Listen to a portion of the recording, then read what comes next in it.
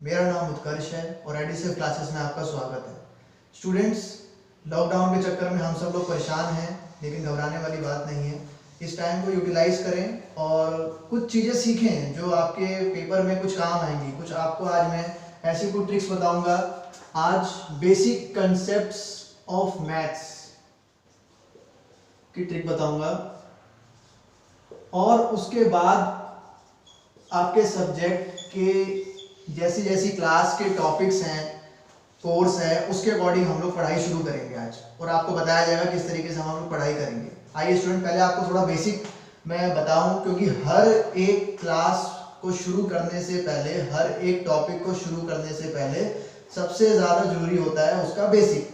अगर आपका बेसिक मजबूत है तो आपको चैप्टर करने में आसानी होगी। आइए स्टूडेंट्स, और कुछ आज मैं ऐसी ट्रिक्स आपको बताऊंगा कि विद इन 5 सेकंड्स के अंदर अंदर आप लोग उसका आंसर निकालेंगे। तो आइए टाइम खराब ना करें और शुरू करते हैं। सबसे पहले मैं आपको स्टूडेंट्स मल्टीप्लिकेशंस की कुछ ट्रिक्स बताऊंगा। तो देखिए मल्टीप्लिकेशन की ट्रिक्स क्या है। देखिए जैसे 92 मल्टीप्लाई आपको 95 करना है, 92 मल्टीप्लाई 95 करना है, तो क्या करें स्टूडेंट्स, 100 का बेस लें। देखिए 100 से कितना कम है, ये 100 से सर -8 कम है। ओके, ये 100 से कितना कम है सर, ये 100 से -5 कम है। ठीक है जी, अब देखिए आपको ये पता चल गया कि 100 से कितना कम है, ये -8 कम है, ये कितना कम है, ये -5 कम है। ठीक है जी, अगर आप 92 में से 5 को माइनस करते हो तो कितना आंसर आएगा सर, बताइए। 92 में से अगर 5 को माइनस करते कितना आएगा सर, 87। यही अगर हम 95 में से अगर आप 8 को माइनस करते हो तो कितना आएगा सर, 87। तो ये क्या आ गया, सबसे पहले कॉमन आ गया। ठीक है जी, एक बार और बताता हूं मैं आपको।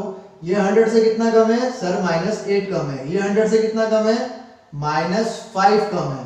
ठीक है जी, दूसरा स्टेप क्या है, आपने 92 को 5 से माइनस करा तो 87 आ रहा है। ठीक है जी, 95 को -8 से करा माइनस तो 87 आ रहा है। तो सबसे पहले ये क्या आ गया, कॉमन आ गया। ठीक है सर, अब थर्ड स्टेप क्या है, 8 को 5 से मल्टीप्लाई कर दो, 8 5 जा 40। तो ये सर क्या आ गया आपका आंसर। करने में टाइम लग रहा है, लेकिन आप जब प्रैक्टिस करोगे तो विद इन 5 सेकंड के अंदर अंदर आपका आंसर आएगा, आई एम श्योर। आइए एक बार और बताता हूं इसको। 3 स्टेप है स्टूडेंट्स, 3 स्टेप के अंदर सारी चीजें कवर हो जाएंगी। 100 से कितना कम है, -8। 100 से कितना कम है, -5।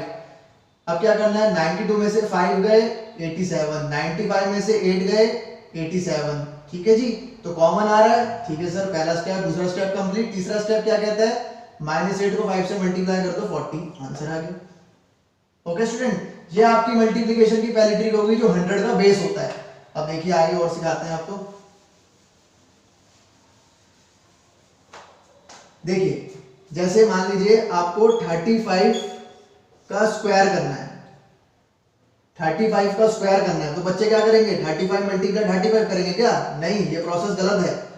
नया प्रोसेस क्या कहता है, ये क्या हो गया जी, 5 का स्क्वायर कितना हो गया, 25।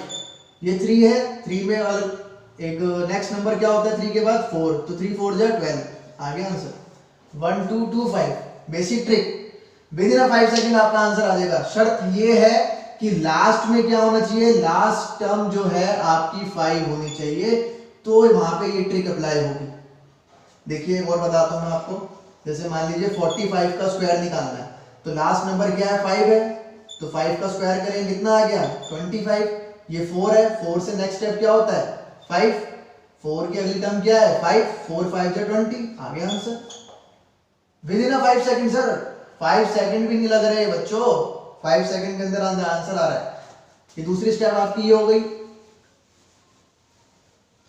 अब देखिए जैसे मान लीजिए आपको 45 मल्टीप्लाई 48 करना है, 45 मल्टीप्लाई 48 करना है, तो क्या करें, 50 का बेस है ये। ठीक है, ये 50 से कितना कम है सर, ये 50 से ये -5 कम है, ये कितना कम है, ये -2 कम है। ठीक है जी, 48 में से 5 गए, कितना हो गया 43, 45 में से 2 गए, कितना हो गया 43, कॉमन आ रहा है, हाँ जी सर आ रहा है। अब 2 को 5 से मल्टीप्लाई करिए, कितना हो गया 10, तो कितना आंसर आ गया स्टूडेंट 4310। आसान ट्रिक। देखिए और देखिए, कई सारे ट्रिक्स हैं स्टूडेंट, मल्टीप्लाई को करने के लिए कई सारे ट्रिक्स हैं। देखिए बहुत सारे ट्रिक्स हैं स्टूडेंट्स, लेकिन आपको कॉपी और पेन लेके बैठना है। जो भी आपको चीज यहाँ पे कराई जा रही है उसको आप रिपीट करें, तभी आपको समझ में भी आएगा। देखिए और देखिए, देखिए ये तो हो गई कुछ मल्टीप्लाई की ट्रिक्स हो गई। आज आपको कुछ हम बताएंगे रेशनल नंबर के बारे में।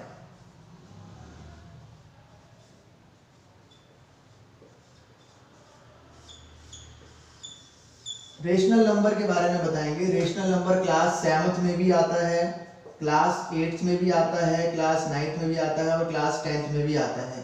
तो ये कॉमन टॉपिक है, तो इसलिए मैंने सोचा कि आज थोड़ा सा रेशनल नंबर के बारे में आपको पढ़ाएं। ठीक है स्टूडेंट, देखिए रेशनल नंबर का मतलब क्या है। पहली बात तो ये रेशनल नंबर जो होता है ये P/Q की फॉर्म में होता है, P/Q की फॉर्म में होता है। उसको हम लोग क्या बोलते हैं, रेशनल नंबर बोलते हैं। एक चीज और, ये चीज फ्रैक्शन में होनी चाहिए, मतलब न्यूमरेटर और डिनोमिनेटर की फॉर्म में होनी चाहिए।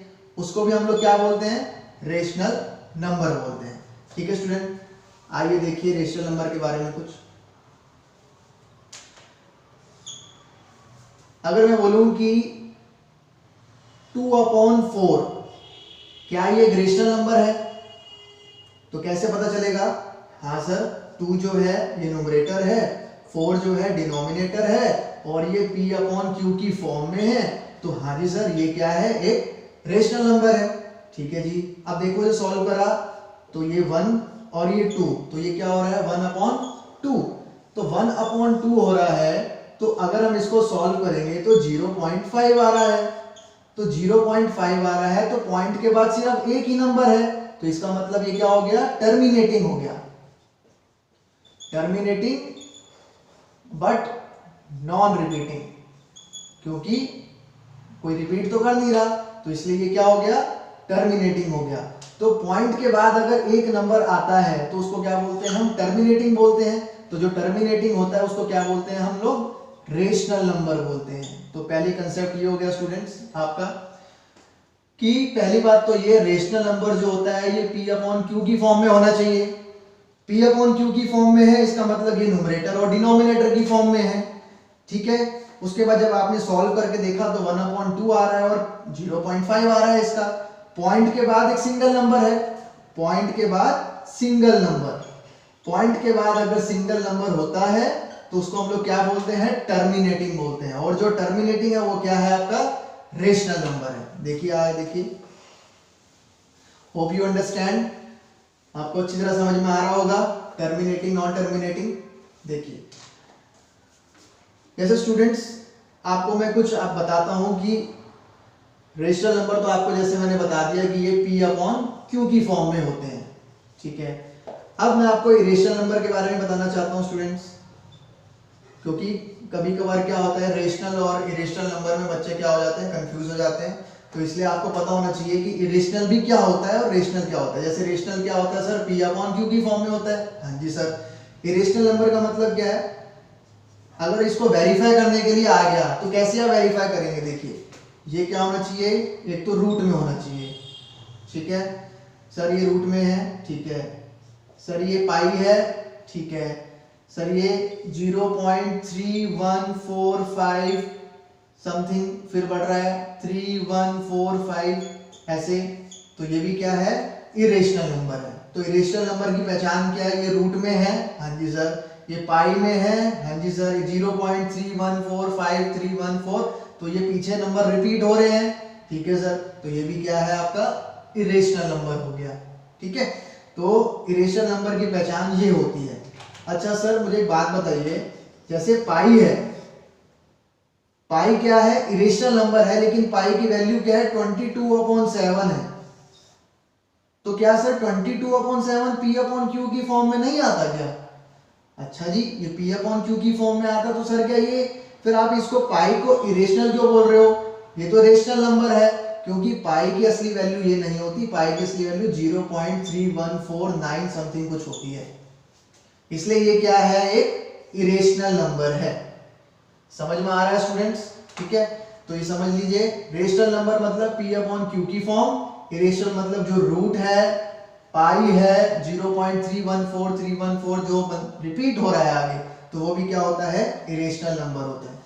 आइए स्टूडेंट्स, होप यू अंडरस्टैंड। अगर आपको कुछ लगे कि समझ में नहीं आ रहा तो आप कमेंट में लिख सकते हैं, हाँ सर मेरे को इसमें डाउट है, तो उसको फिर अच्छी तरीके से और क्लियर करा जाएगा। देखिए आगे स्टूडेंट्स, अब आपको हम बताएंगे बार के, जैसे 0.3 के ऊपर बार है, 0.3 के ऊपर बार है, ये रेशनल नंबर का ही टॉपिक है। 0.3 के ऊपर बार है, इसको क्या बोलते हैं, प्योर रिकरिंग। तो इसको अगर हम शॉर्ट ट्रिक से सॉल्व करें तो कैसे करें? वैसे तो शॉर्ट ट्रिक्स अगर स्कूल के स्टेप्स हैं तो उसको हम लोग लेट एक्स बी या 0.3 की बार ऐसे मानते हैं, लेकिन मैं आपको यहाँ पे शॉर्ट ट्रिक्स बताऊंगा। ठीक है, अगर आप इसको अच्छी तरीके से सीखना चाहते हैं तो आप कमेंट करके बताइएगा कि सर मेरे को इसको अच्छी तरीके से सीखना है, तो उसके ऊपर एक अलग से वीडियो बनाई जाएगी लेंथी वाली। देखिए अब इसको शॉर्ट्स में कैसे बताएंगे। 0.3 के ऊपर है बार, तो देखिए बार एक ही नंबर के ऊपर है, हाँ जी, तो क्या होगा, नीचे आ जाएगा 9 और ये ऊपर क्या आ जाएगा 3, तो ये क्या हो जाएगा 1/3। तो 1/3 आ गया। अब 1/3 का मतलब क्या है जी, 0.3333, तो इसको बंद करने के लिए 0.3 के ऊपर बार करा। अब ये बताओ कि ये क्या है सर, ये एक रेशनल नंबर है, क्यों? क्योंकि सर ये टर्मिनेट हो रहा है, और बट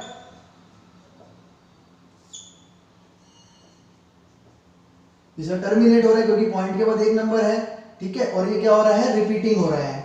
रिपीटिंग मतलब ये नंबर बार बार रिपीट हो रहा है, तो इसलिए क्या है, ये एक रेशनल नंबर है। तो बार वाले कंसेप्ट समझ में आ रहे हैं, प्योर रिकरिंग। अब देखिए क्या है, 0.75 के ऊपर बार, 0.75 के ऊपर बार, तो इसमें क्या है, देखिए एक ही नंबर के ऊपर बार है तो नीचे 9 आ जाएगा, और 7 क्या है, इसके ऊपर बार नहीं है और एक नंबर छूटा हुआ है तो नीचे 0 आ गया। ये क्या है 75, और 7 के ऊपर बार नहीं है तो 7 से इसको माइनस कर दीजिए, तो 75 में से 7 गए तो कितना बचा स्टूडेंट्स, बताइए, 88/90। ठीक है स्टूडेंट्स, तो ये क्या हो गया, P अपॉन Q की फॉर्म में आ रहा है, तो ये क्या है, रेशनल नंबर है। तो बार वाले कंसेप्ट समझ में आ रहे हैं स्टूडेंट्स। एक और देखिए, जैसे 0.16 के ऊपर बार, तो देखिए अब ये दो नंबर के ऊपर ही बार आ गया, दोनों नंबर के ऊपर बार आ गया, तो ये क्या हो गया जी स्टूडेंट्स, 99 हो गया। ठीक है, 16 के ऊपर बार है तो ऊपर क्या हो जाएगा, 16 आ जाएगा, तो 16/99 सिंपल। जैसे एक और देखिए 16, इसमें सिर्फ 6 के ऊपर बार है, तो स्टूडेंट्स क्या करना है हमको कि एक ही नंबर के ऊपर बार है तो सिर्फ एक ही 9 आएगा, दो नंबर के ऊपर बार है तो 2 9 आएंगे। अब देखिए 1 के ऊपर बार नहीं है तो नीचे क्या आ जाएगा 0। अब ये क्या है 16, और 1 के ऊपर बार नहीं है तो 1 क्या हो जाएगा माइनस, तो 15/90। ठीक है स्टूडेंट्स, होप यू अंडरस्टैंड, समझ में आ रहा है आपको सबको? ओके, तो स्टूडेंट्स ये हमारा आज का टॉपिक था, रेशनल नंबर और इरेशनल नंबर। ठीक है, तो इरेशनल नंबर आपको समझ में आ ही गया है। एक बार आपको नहीं समझ में आया तो आप दोबारा देखिए इस वीडियो को अच्छी तरीके से, और कुछ भी डाउट्स हो इस वीडियो पे तो आप कमेंट करके बता सकते हैं और आपको क्लियर करा जाएगा। Okay, thank you students.